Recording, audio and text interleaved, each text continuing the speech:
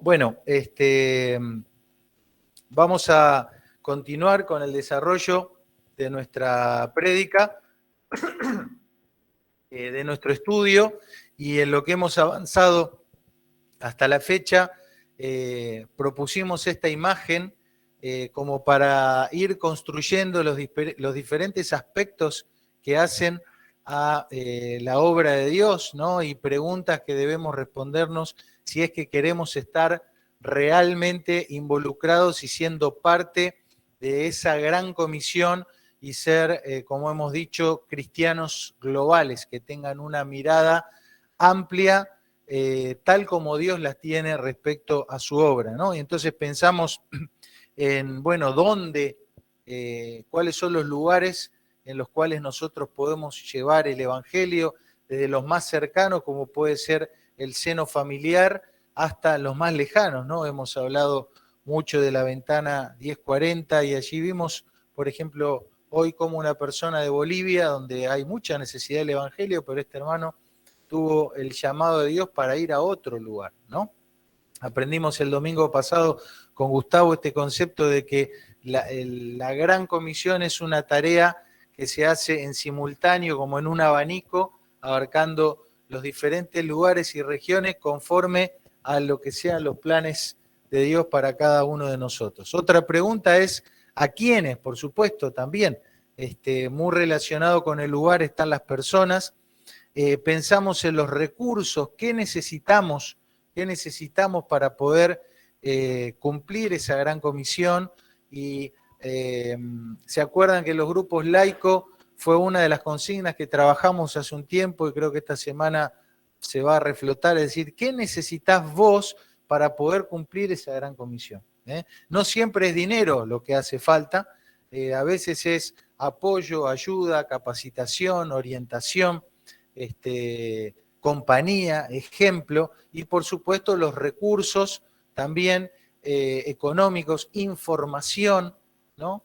El grupo número 8, por ejemplo, pudo concretar como parte de su consigna interna de trabajar una vez al mes y recaudar un dinero para apoyar a algún misionero. Se hizo el mes pasado, está el dinero, pero ahora no sabemos a quién dárselo. ¿Sí? ¿Por qué? Porque hay un temor, un respeto de poder ser sabios con eso, ¿no? También. Entonces necesitamos tal vez información para saber cómo, dónde, a quién poder dar esa ofrenda. Y por supuesto los obreros, quiénes han de ir o quiénes hemos de ir a los diferentes lugares, a las diferentes personas, según los diferentes recursos que Dios ponga a nuestro alcance.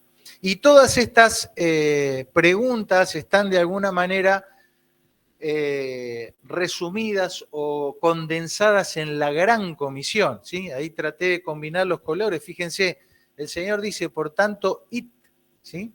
Y eso está dirigido ¿a quiénes? A todos aquellos que apreciamos ser reconocidos como hijos e hijas de Dios. Entonces ya tenemos ese quiénes te incluye a ti y a mí. El Señor lo dijo, vayan, id.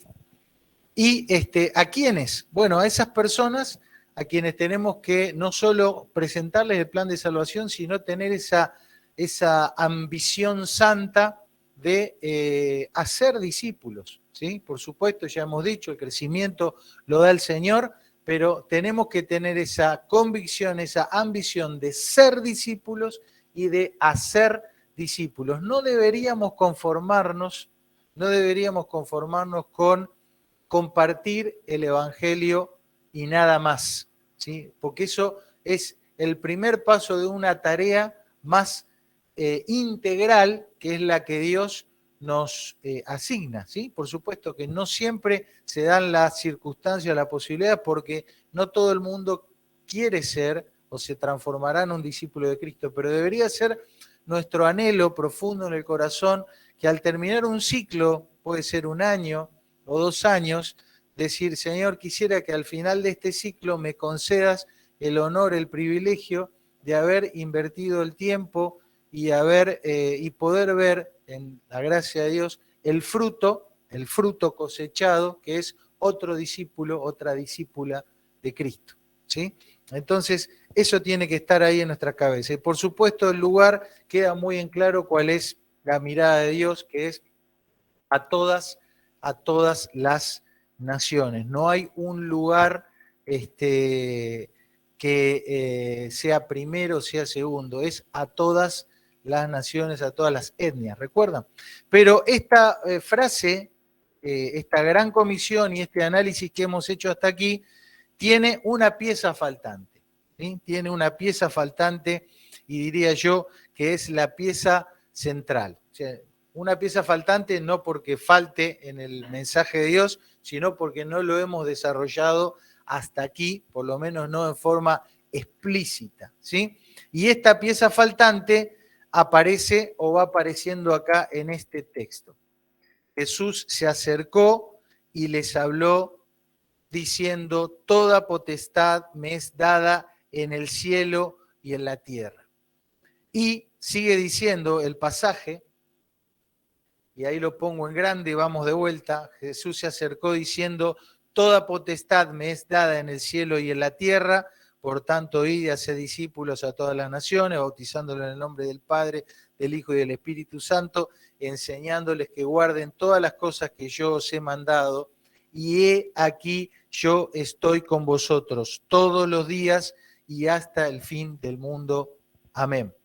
La pieza clave, la pieza faltante de este gran programa, de esta gran comisión que Dios nos ha asignado, la pieza faltante es Cristo mismo, ¿sí? Por eso hemos titulado al estudio de hoy la gran comisión, un compañero esencial, ¿sí? Un compañero esencial, porque Jesús es líder, es cabeza, es Señor porque nos manda, pero al mismo tiempo en esta declaración que hemos leído se posiciona en cierta manera como ese compañero esencial, fundamental. ¿Para qué? Para poder cumplir esa misma gran comisión. Fíjense, la sola presencia de Cristo transforma la vida del creyente y la gran comisión asignada en un éxito garantizado. Sin él sería una misión imposible y un fracaso asegurado. ¿Vamos de vuelta? La sola presencia de Cristo transforma la vida del creyente y la gran comisión asignada, ¿en qué? En un éxito garantizado. Sin él, sin Cristo, sería una misión imposible y un fracaso asegurado. Y queremos en esta noche, ahora vamos a tomarnos un minuto para orar, que puedas estar ya enfocándote en esto, que puedas considerar cómo la presencia de Cristo en tu vida transforma tu vida y la misión que Él te dio, la comisión que Él te encomendó, la transforma en un éxito garantizado. ¿Por qué? Porque Él mismo está presente. Y Él lo dijo así, yo estoy con vosotros todos los días hasta el fin del mundo. Y hacemos esta pregunta antes de orar y van a ser las preguntas que trataremos de responder en los próximos minutos. ¿Cómo se manifiesta la presencia de Cristo en tu vida, en mi vida? ¿Cómo se manifiesta la presencia de Cristo en esa gran comisión que Él ha dado? ¿Y cómo es que podemos experimentar su compañía en el trayecto, en el camino, en el proceso? ¿Oramos? Señor, nos disponemos a abrir tu palabra, a meditar en ella. Te agradecemos porque podemos en esta hora poner los ojos en Cristo, no mirar a ningún hombre, ninguna organización, ningún plan, ninguna estrategia, ningún proyecto humano, sino mirar a Cristo, pensar en estas palabras que Él ha dicho en el contexto de la gran comisión, y quisiéramos salir con una visión clara, una mirada clara y una convicción afirmada o reafirmada en la persona de Cristo, acompañándonos, sosteniéndonos y liderándonos para cumplir la tarea que nos diste, de ser un pueblo santo, de ser hombres y mujeres santas, que traigamos honra a tu nombre, pero también de hacer la tarea de ir por todo el mundo, predicar el Evangelio, hacer discípulos a todas las naciones. Háblanos, por favor, te lo pedimos, y oramos en el nombre y por los méritos de Jesús. Amén. Amén. Bueno, muy bien. Entonces, la propuesta para esta noche es analizar cuatro palabras, cuatro conceptos que emanan de estos versículos y que nos van a permitir ver de qué manera, como dijimos, se manifiesta la presencia de Cristo y cómo la podemos experimentar en nuestras vidas, ¿sí? Vamos por la primera. Jesús se acercó y les habló diciendo: toda potestad me es dada en el cielo y en la tierra. Y la palabra clave aquí es ¿cuál? Toda y potestad, ¿sí? Es decir, el centro de nuestra atención va a estar en potestad, pero claramente ese adjetivo de toda le da una magnitud máxima, ¿no es cierto? No queda nada fuera de ese concepto. Pero ¿a qué nos referimos cuando cuando aparece este concepto de potestad, ¿sí? Potestad. Entonces, vamos a los diccionarios y buscamos. Observen el conjunto de sinónimos o de palabras que describen a esta una sola palabra, ¿sí?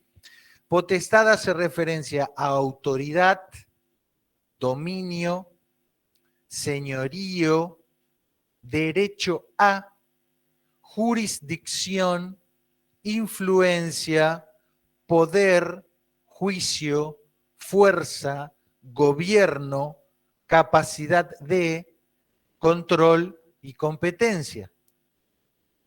Poquita la autoestima, ¿no?, del Señor que tenía, ¿no? Lo dice claramente, miren, todo lo que sea autoridad, dominio, gobierno, capacidad de juicio, capacidad de gobierno, de influencia o control, todo eso me es dado a mí, me pertenece, ¿sí? Me pertenece todo eso. Entonces, quiero traer como primer palabra a consideración a ustedes para responder a esta pregunta: ¿cómo se manifiesta la presencia de Cristo? ¿Cómo podemos experimentar su compañía? A través de su potestad, ¿sí? O de su peso. ¿Mm? Y traje esta palabra que ya la hemos considerado por ahí más con las jóvenes, concepto hebreo. Recuerden, queridos, que estamos ante un mensaje que sale de una cultura, de un lenguaje y de una forma de ver la vida y el mundo, y que es la cultura hebrea. Entonces, necesariamente tenemos que ir ahí para poder entender algunos conceptos como se entendían en su momento, ¿sí? Entonces, la palabra que quiero traer hoy es la palabra kabod, ¿sí? La palabra kabod no hace tanto referencia a potestad, que ya la hemos descrito, pero sí indirectamente la traje porque hace referencia al peso de algo. Y esta palabra se traduce en la Biblia con el concepto de gloria. Vieron que se habla mucho de la gloria de Dios, la gloria de Dios, la gloria de Dios. Y la pregunta es, ¿qué es la gloria de Dios? ¿Es luz? ¿Es un humo en la cabeza? ¿Cómo te imaginás vos que es la gloria de Dios? Pues la gloria de Dios se traduce en algo concreto. Y eso concreto tiene que ver con el concepto del peso de algo, ¿sí? Observen cómo se lo imaginaba un hebreo de aquella época, ¿sí?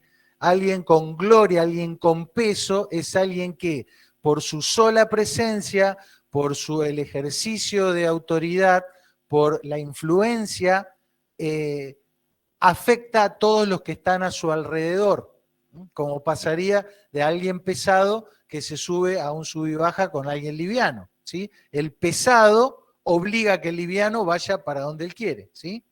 O como sucede en el espacio con los cuerpos celestes, ¿sí? Con los astros. Los astros tienen su propio peso y pasa lo mismo que cuando vos pones en una sábana un objeto pesado, ¿sí? Deforma la sábana y si vos pones algún objeto más liviano, ese objeto se va a ir rodando hasta donde está el pesado. Fíjense esta imagen, qué interesante. El Sol tiene su propio cabot, su propio peso, su propia gloria, pero no por el brillo, sino por su masa.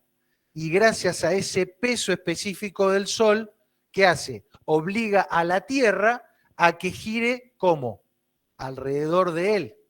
Vos no ves al planeta Tierra yendo para cualquier lado. ¿Por qué? Porque hay una influencia, un peso específico del Sol que le dice hasta ahí, ¿no? Y ahí sigue el recorrido. Y a su vez la Tierra tiene su propio cabot, su propio peso, y puede hacer que la Luna gire alrededor de la Tierra. Te das cuenta que entonces, a partir del peso específico del Sol, todos los planetas del sistema solar están obligados a moverse en relación a esa estrella que pesa lo suficiente como para influir a todo el mundo. Queridos, cuando hablamos del Sol nos parece algo maravilloso y estamos hablando de una pequeña estrella en una pequeña galaxia, de un pequeño universo, donde el gran Dios glorioso es el más pesado de todos. Entonces, el apóstol Pablo lo dijo así en Colosenses 1:16, porque en él, está hablando de Cristo, fueron creadas todas las cosas, todo fue creado por medio de él y para él, y él es antes de todas las cosas, y todas las cosas en él subsisten. El peso específico de la gloria, de la autoridad, de la potestad que reside en Cristo, hace que todas las cosas giren alrededor de Él. Espero que estos conceptos ya abran tu mente para ahora pensar en tu comportamiento y el mío y en las cosas que nos pasan todos los días. Entonces traigo estas preguntas para hacernos. ¿Cómo impactará esta realidad del peso específico de Cristo, de la gloria de Cristo? ¿Cómo impactará eso en tu vida? La primera pregunta sería si eres una persona dócil al poder de gobierno, al peso de gloria, a la potestad, a la autoridad de Jesucristo. ¿Eres dócil? Si la respuesta es no, viene otra pregunta. ¿Tomas conciencia de que enfrentas al más pesado del universo? ¿Vieron lo que pasa cuando viene alguien importante, no? Viene un peso pesado. Todo el mundo empieza a hacer o no hacer cosas porque vino esa persona, no importa quién sea, ¿no? De cualquier índole, un famoso, quien sea.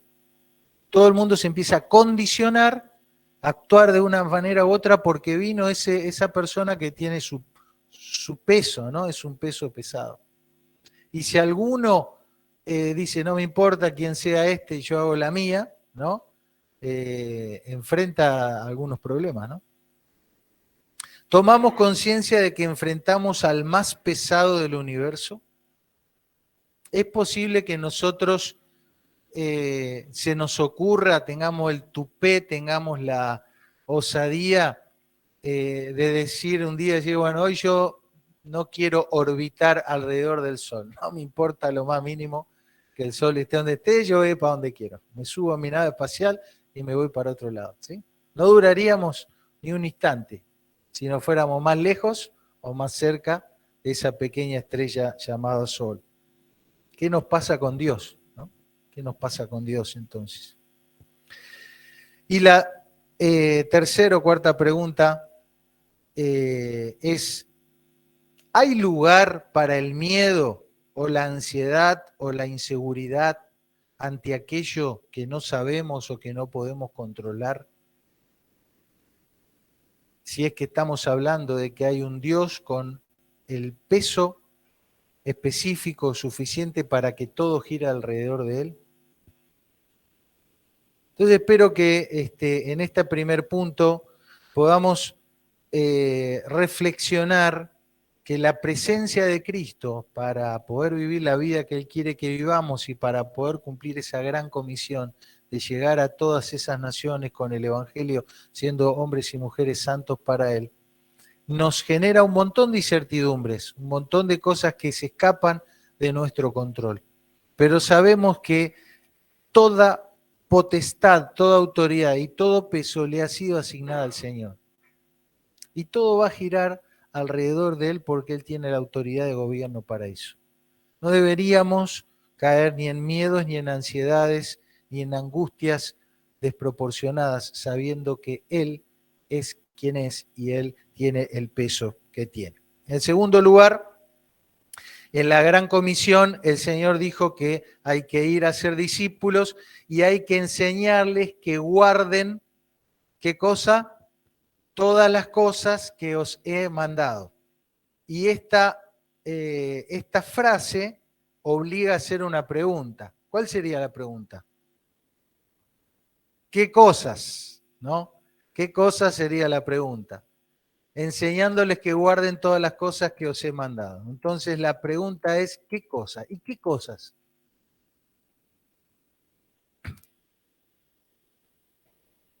Las cosas que Él mandó, ¿no es cierto? ¿Y qué mandó? Todas las cosas, de ahí salía. ¿Eh? Los mandamientos, ¿no? ¿Cómo? Bueno, por supuesto, a predicar, pero después de predicarle el Evangelio hay que enseñarle todas las cosas que Él mandó. ¿Y qué mandó? Entonces, exacto, entonces lo segundo que nos acompaña del Señor no es solo su autoridad, su peso, su potestad, sino que lo que nos acompaña de Él cada día es, ¿qué cosa? Su palabra, su palabra. Entonces, peso, cabod, ¿recuerdan? Peso, cabod. Su palabra, mitzvot. Y ustedes dirán, ¿por qué me la hace más difícil? Yo ya sé palabra, ¿por qué me pone una palabra rara? Miren, tenemos una situación. Nosotros a nuestro vocabulario en español ya le asignamos un concepto a cada cosa. ¿Sí? Entonces, ampliar el concepto a veces se complica. ¿Entendés? Y entonces a veces es más fácil incorporar una palabra, aunque sea de otro idioma, para ampliar ese concepto. ¿Sí? Por ejemplo, yo te digo, mira, hagamos lo siguiente, si no nos vemos la semana, me mandás un mensaje de texto enviado vía remota que va a llegar a mi dispositivo inteligente en el cual yo puedo mirar fotos y... ¿Qué es más fácil? Mandar un WhatsApp. Ya está. ¿Entendés? Entonces incorporamos palabras de otro idioma, incluso a veces hasta las modificamos, porque es más fácil. ¿Sí? Por ejemplo, ¿qué pasó con la computadora? No, tuvo un problema en el software. Definime software. La mayoría de nosotros no podría definir software, pero todos entendimos, ¿no? ¿Dónde está el problema? ¿Sí? En una cosa ahí del funcionamiento que no es la pantalla, no es el teclado, no solo cable, es una cosa de adentro que anda, que no sé bien qué, pero es el software, ya está. ¿Eh? ¿Cuál? No, el software. Por eso, no es la pantalla, no es el coso, no son los cables, no es el hardware, es lo que no podemos tocar, que no sé bien qué es lo que es, pero el software. Ya está. ¿Sí? Entonces, si nosotros queremos ampliar algunos conceptos bíblicos, sobre todo para entenderlos como se entendió en boca de Jesús o en boca de los apóstoles o en boca de los profetas o en boca de Moisés, vamos a tener que poner el concepto, por ejemplo, apurado el concepto de mitzvot. ¿Por qué? Porque es mucho más que decir la palabra de Dios. Es otra cosa. ¿sí? Entonces, de esa manera vamos incorporando. Entonces, si aprendiste a decir WhatsApp y software, podés aprender a decir mitzvot, ¿no es cierto? Bueno, entonces, los mitzvot se dividen o se clasifican en dos cosas, en los hukim y en los mishpatim. Si no se lo acuerdan hoy, no importa, porque lo vamos a ver en breve y en abundancia. Para entender qué es un hukim y un mishpatim, observen. Conoce a este muchacho, ¿no? ¿Sí? Usain Bolt, el hombre más veloz, ¿no? Más rápido que hay sobre la Tierra. Una cosa así, ¿sí? Muy bien. Ahí está, ni salió movida la foto porque no lo pudieron ni agarrar cuando iba a correr. Muy bien. Tan capo de este muchacho, mirá, que va corriendo, siguiente, ahí está. Le gana a los otros y encima mira, sonríe para la foto y gana la carrera. Un capo, ¿no? Impresionante. Bueno, vamos a ver qué es un mishpatín y un hukim tomando como metáfora esto. Observen. A la izquierda, los mishpatim son, en la palabra de Dios, los procedimientos correctos o los procesos debidos, los debidos procesos que hay que hacer. ¿Qué sería un mishpatín para Usain Bolt? Bueno, seguir el plan de entrenamiento, aprender a ponerse en la largada, correr por su andarivel, la disciplina y ser cronometrado, ¿sí? Entonces él no podría decir que es el hombre más rápido de la Tierra si no hiciera todo ese debido proceso. Capaz que hay alguno que es más rápido que él, pero como no compitió siguiendo el debido proceso, no le vale ese reconocimiento, ¿sí? Entonces, los mishpatín de la palabra de Dios son aspectos de los mandamientos, de las cosas que el Señor ha mandado, que están en su palabra y que nos permiten conocer los procedimientos correctos para la vida y seguir un debido proceso de las cosas. Los hukim, fíjate, ahí no está solo ya este hombre. ¿Con quién está ahí? Con el entrenador, ¿no? Entonces supongamos que el entrenador, además de darle el debido proceso, de darle el entrenamiento, tuviera un poder de hacerle una promesa que sea inalterable, ¿no? Y es decirle, bueno, hace esto y vas a ser el hombre más veloz de la tierra. Hay en la palabra de Dios hukim, que son normas que Dios da, pero que contienen promesas. Y que en la medida que uno las ejercita, ese ejercicio nos da las competencias, las habilidades, las destrezas y nos genera un beneficio intrínseco. Es decir, vivir obedeciendo y haciendo los hukim y los mishpatim nos va a no solo poner en el debido proceso de las cosas, sino que también nos va a permitir alcanzar y disfrutar los beneficios y las promesas que Dios ha hecho en su palabra. ¿De dónde viene esta palabra que queremos aprender hoy, que son las mitzvot? La palabra mitzvot significa efectuar una ordenación. ¿Saben lo que es una ordenación?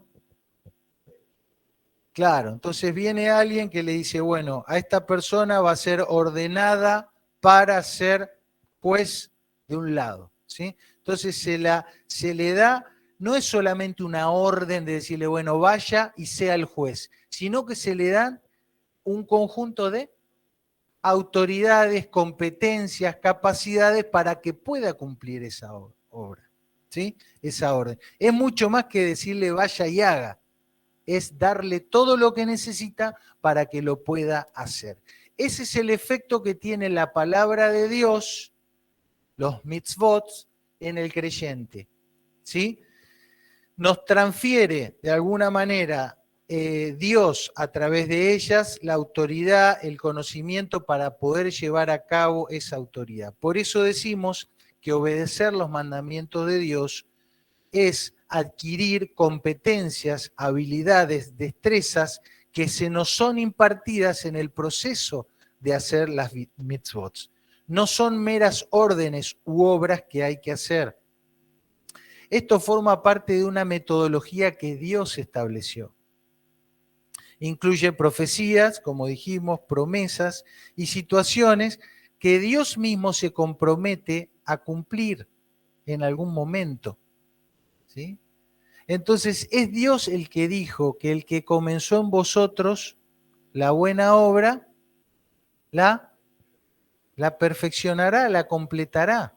¿Te das cuenta que eso ya no depende ni de ti ni de mí? Es Dios quien ha puesto, ha empeñado su palabra, ha dado un jukim para decir, la obra que yo empecé en vos la voy a terminar, la voy a completar. Qué tremendo, ¿no? Qué bueno es pensar que el Señor, en esa compañía que nos ofrece, nos da un conjunto de órdenes, pero que en realidad son capacidades, habilidades, competencias, promesas que Él hace hacia nosotros y que nos permitirá cumplir lo que Él ha dicho que hará en nosotros. Es por eso que el apóstol Pablo dice, la palabra de Cristo more en abundancia en vosotros. ¿Qué palabra de Cristo? Todas las enseñanzas que Dios ha dado en su palabra que hasta ese momento estaban. Cuando el apóstol Pablo escribió esto, el Nuevo Testamento no estaba escrito. Entonces, indudablemente es la referencia a todo lo que nosotros conocemos como el Antiguo Testamento, las enseñanzas de Jesús de los Evangelios y la de sus emisarios, de las personas a quien Él autorizó a escribir cosas en nombre de Él, que fueron los apóstoles, ¿sí? Entonces, fíjate cómo, teniendo esto, ¿qué vamos a poder hacer? Vamos a poder enseñarnos y exhortarnos los unos a los otros, pero ¿cómo? En toda sabiduría. ¿Te das cuenta que es un proceso? Si moran en mí los mitzvot, los hukim y los mishpatim, voy a tener las competencias, las habilidades para poder enseñar a otros, exhortar a otros y hacerlo con la sabiduría de Dios. Preguntas. ¿Cómo impactará esta realidad en tu día a día? Y acá viene la pregunta, ¿no? ¿Qué sentimientos disparan en ti al pensar en los mandamientos de Dios? ¿Lo sientes como una carga? Un día le dije a una hermana, mirá, después de que terminemos con el proyecto Explore, vamos a estudiar los aproximadamente 600 mandamientos que hay en la Biblia. Me dijo, oh, no, apenas puedo con Diego, me querés decir 600. Una carga. Pero hoy estamos comunicando un concepto diferente. Y estamos diciendo que los mitzvot son las competencias que vos y yo vamos a adquirir por el ejercicio de ponerlas en práctica y que eso incluye promesas que Dios ha dado, en el cual Él mismo se ha comprometido a realizar en ti y en mí una obra a través del ejercicio de esas mitzvot. Espero que puedas, en la pregunta 2, percibir un cambio de mirada al saber que son promesas y competencias que Dios te da. Y si no conoces o no practicas algunas de esas mitzvot del Señor, quiero que sepas que nos estamos perdiendo de mucho, ¿sí? Nos estamos perdiendo, como, no sé, el atleta, ¿no? Que dice, bueno, no, aquel nutricionista tiene la fórmula secreta que si vos tomás lo que él te da, vas a tener una energía y vas a ganar todas las carreras y vos no, te la estás perdiendo eso. Entonces, poder conocer todas las instrucciones de Dios, las palabras del Señor, nos va a permitir no perdernos de nada de lo que Él ha previsto y provisto para nosotros. En tercer lugar, dice, ya no el versículo de Mateo, pero uno que el Señor dijo en ese mismo momento y que está en Hechos 1:8, recibiréis poder cuando haya venido sobre vosotros el Espíritu Santo. Y me seréis testigos, la gran comisión, Jerusalén, Judea, Samaria, hasta lo último de la tierra. La palabra clave aquí es poder y Espíritu Santo, ¿sí? vamos a ver qué relación hay. Estas dos palabras están relacionadas porque precisamente detrás del concepto de espíritu está la idea de poder, ¿sí? Poder. Y la palabra hebrea es ruaj, ¿sí?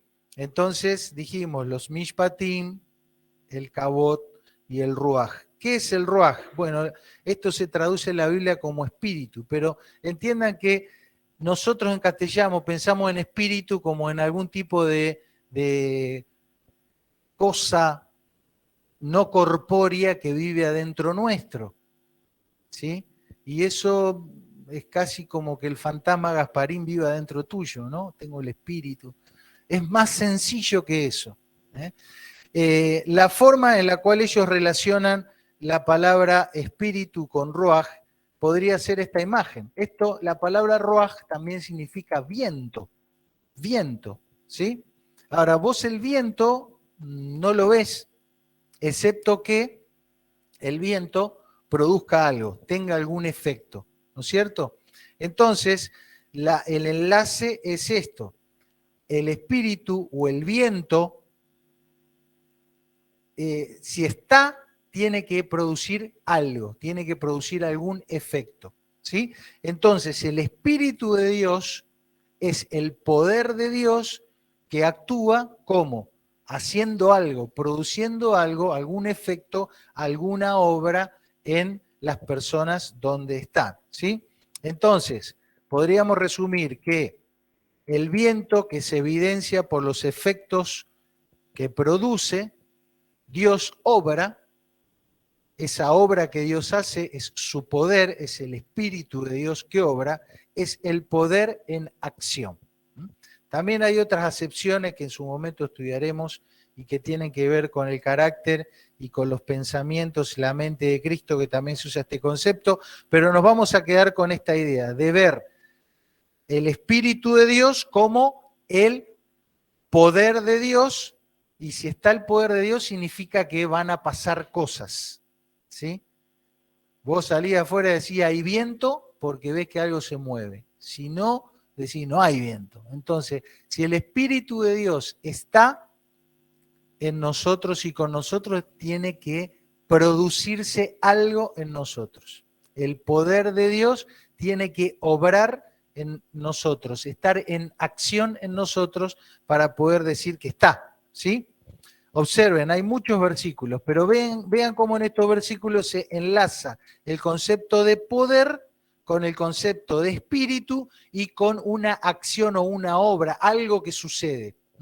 Acerca de su Hijo, nuestro Señor Jesucristo, que fue declarado Hijo de Dios con poder según el Espíritu de Santidad o Espíritu Santo. ¿Y qué pasó? ¿Qué fue lo que pasó? Por la resurrección, ¿sí? Entonces el poder de Dios, el Espíritu de Dios, por la resurrección de Jesucristo, dejó ver su accionar. Dice Pablo, ni mi palabra ni mi predicación fueron con palabras persuasivas de humana sabiduría, sino con ¿qué?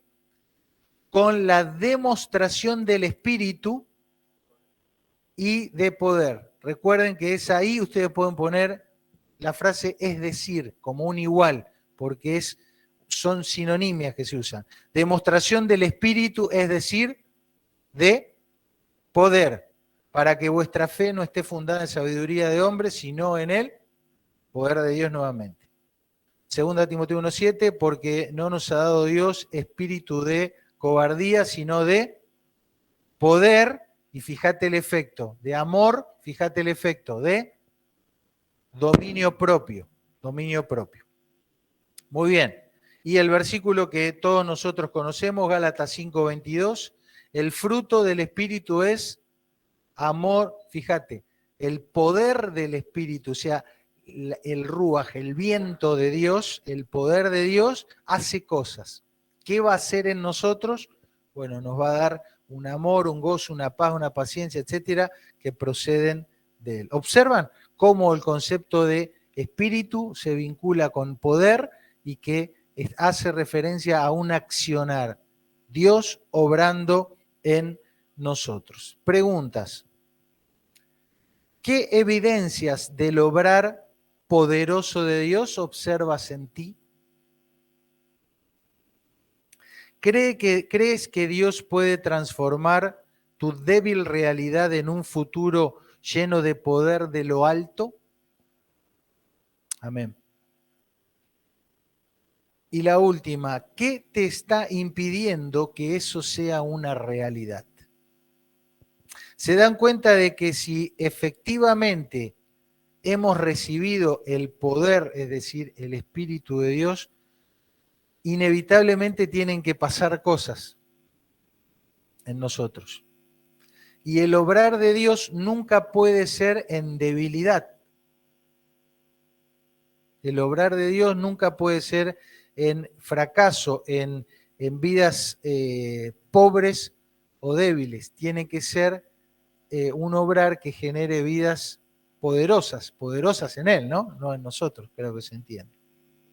Preguntas para hacernos. En cuarto y último lugar, Jesús dijo, he aquí, yo estoy con vosotros.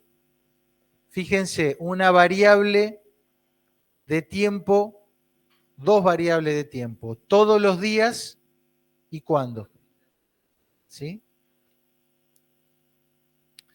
La cuarta palabra, en cuanto a lo que es la forma en que podemos ver y experimentar la presencia de Dios, dijimos su potestad, su peso específico, nuestras vidas girando alrededor de él, concepto de kabot, su palabra, los mitzvot, los mandamientos como competencias y promesas que Dios nos ha dado. En tercer lugar, dijimos su espíritu, su poder obrando en nosotros, y en cuarto lugar, su permanencia. Claramente el Señor dice que Él va a estar ¿cuándo? Siempre. ¿Sí? Vemos aquí fotos, algunas nos sacan una sonrisa, otras nos dan dolor y tristeza, otras se nos pianta un lagrimón. Porque hay mucha gente que está en esas fotos y ya no está. Algunos estamos y ya no somos como antes, ¿no? Y otros ya no están. Algunos han partido con el Señor, otros se han ido al mundo, otros han decidido no estar acá, otros se han ido de viaje, viven en otros lados. Ha cambiado, ¿no? Ha cambiado. Las cosas cambian, las personas cambian, los tiempos cambian. Pero el Señor se ha comprometido a estar todos los días y hasta el fin del mundo con nosotros. Eso lo puede hacer solamente alguien que es, ¿cómo? Inmutable, incambiable. Alguien que no cambia. Ninguno de nosotros podría prometerle, los que somos padres, ¿no? A nuestros hijos, voy a estar con vos para siempre. No podríamos. Estaríamos mintiendo, ¿no? ¿Sí? O a nuestras parejas, o a nuestros amigos, o a veces desde el pastorado, querés estar, pero mirá, no voy a poder estar con vos. Me llaman, no puedo, y es así. No nos da el cuero para eso. Pero el Señor dijo, yo estoy con vosotros todos los días hasta el fin del mundo. El cuarto concepto y último tiene que ver con la emuná. Esta palabra la vamos a trabajar muchísimo, pero no hoy, tranquilos. Emuná, observen todo lo que significa esta palabra y vean por qué necesitamos aprender una palabra nueva, porque aprendiendo esta vamos a estar entendiendo todo eso y mucho más, porque tiene más connotaciones alrededor de la palabra. Verdad, fidelidad, inmutabilidad, confiabilidad, permanencia, estabilidad, firmeza. Tremendo, ¿no? Todo lo que hay detrás de esa palabra. Veamos algunos textos. Fiel es Dios por el cual fuisteis llamados. Verdad, fidelidad, inmutabilidad, confiable. Fíjate que en vez de fiel va emuná y puede ir cualquiera de estos otros sinónimos que dije. Verdadero es Dios, confiable es Dios, estable es Dios, firme es Dios, permanente es Dios, estable es Dios. 1 Tesalonicenses 5:24, fiel es el que os llama, el cual también lo hará. Ahí tenés un juquín, ¿ves? Que Dios te llama y te dice, yo te llamo y yo lo voy a hacer. Pero eso solamente lo puede prometer y nosotros podemos creerle a alguien que es inmutable. ¿Sí? ¿Cuántas veces, no sé, viene uno y te dice, yo te voy a sacar bueno, pibe? Sí, dale. Todo bien, pero en cambio Dios te dice, vení, pibe, yo te voy a sacar bueno. Créele, porque Él que lo dice es fiel y verdadero, es inmutable, es confiable, es digno de confianza. Es emuná. Segunda Tesalonicenses 3:3, pero fiel es el Señor. Fíjate, que os afirmará, claro. No te puede afirmar alguien que no es firme, ¿no? Fiel es Dios que os afirmará y guardará del mal. ¿Y qué te da eso? Confianza. Respecto a vosotros, ¿pero en quién? En el Señor. Pablo le está hablando a su discípulo y confiaba que sus discípulos iban a ser afirmados y guardados. Pero ¿cómo? En el Señor.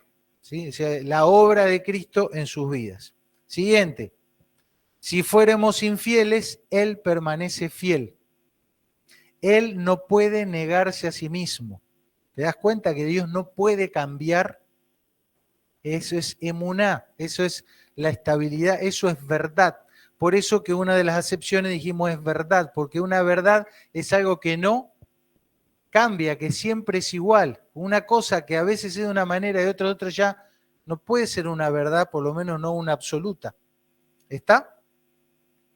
Fíjate, Romanos, pues qué, dice Pablo, si alguno de ellos han sido incrédulos, ¿su incredulidad habrá hecho nula la fidelidad de Dios? ¿Cuál es la respuesta? En ninguna manera.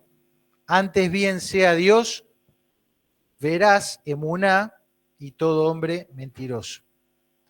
Primera Juan 5:20, categórico. Sabemos que el Hijo de Dios ha venido y nos ha dado entendimiento para conocer al que es verdadero. Emuná. Y estamos en el verdadero, emuná, y en su Hijo Jesucristo. Este es el verdadero Dios, emuná, y la vida eterna. Vamos a hacer el ejercicio ahora. 2 versículos que ustedes conocen y vamos a poner la palabra emuná donde iría otra palabra, a ver qué le genera en la cabecita.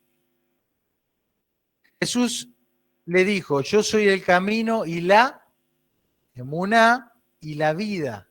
Nadie viene al Padre si no es por mí.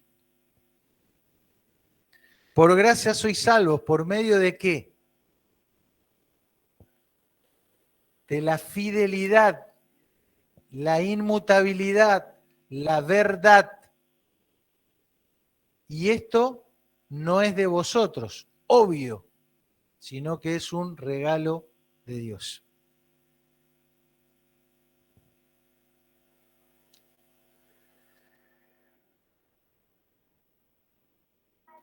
Hemos estado viendo, y con esto terminamos, estos 4 aspectos de la presencia de Cristo acompañándonos. Espero y deseo, queridos hermanos, que podamos reflexionar, podamos abrazar esta promesa de Dios para que en los desafíos que tengamos como iglesia, en lo personal, como hijos de Dios, para cumplir esa gran comisión y llegar a todas las naciones, a toda criatura, podamos hacerlo afianzados y girando en la órbita en la cual Dios nos ponga, al ritmo y a la velocidad que Dios nos determine por su cabot, que podamos adquirir esas competencias por observar y por obedecer sus mishpatim, que podamos afirmarnos en esas promesas, saber que esas promesas vienen de alguien que no cambia, que fielmente dijo que va a empezar la obra que terminó y que podamos observar que el poder de Dios, el Espíritu de Dios obra en nosotros generando cambios día a día. Amén.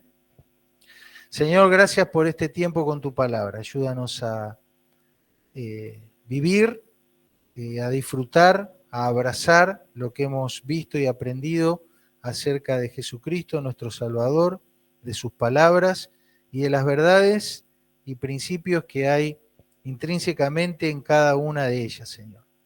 Que podamos caminar con confianza, con docilidad, totalmente atraídos por el peso de tu gloria, de tu autoridad, confiados en que no hay nada que escape a tu dominio, a tu gobierno.